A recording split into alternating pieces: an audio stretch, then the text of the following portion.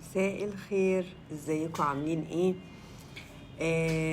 انا عملت حساب على التيك توك بحط نفس الفيديوز اللي انا بحطها لكم لايف واللي بنحطها على اليوتيوب شانل. بس معرفش، انا بحب التيك توك، رسايله مختصرة وقصيرة ودمها خفيف. وليه الناس اللي بتحبه زي كده، يعني انا بحبه قوي صراحة. المهم،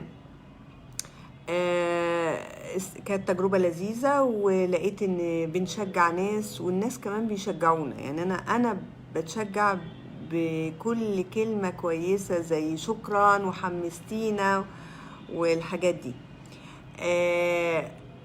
عايزين نحدد اهدافنا، عايزين نتمسك بأهدافنا ونشتغل عليها ونجرب كل الطرق، والطريقة اللي ما تنفعش يبقى ما تناسبناش وهنجرب طريقة تانية، لكن مش هنتخلى عن هدفنا.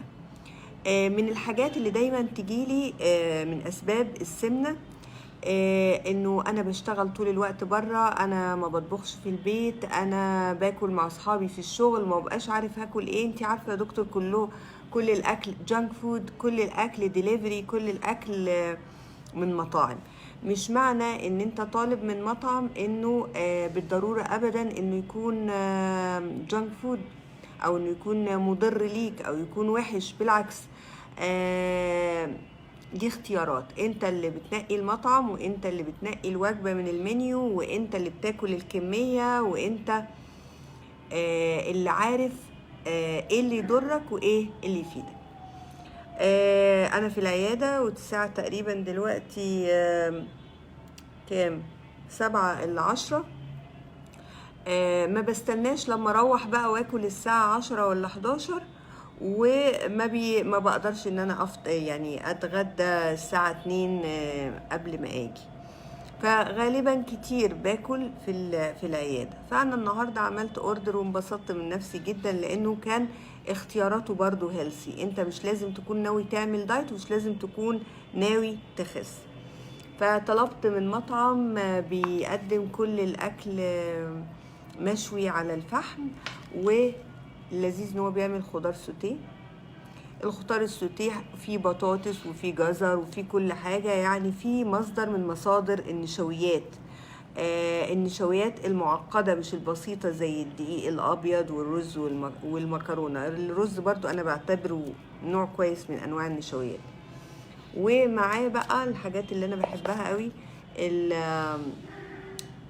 الجريلد وينجز، اللي هي الأجنحة المشوية. مش لازم ناكل الكمية دي كلها، ممكن ناكل جزء، وبكرة أو بالليل نكمل الكمية بتاعتنا.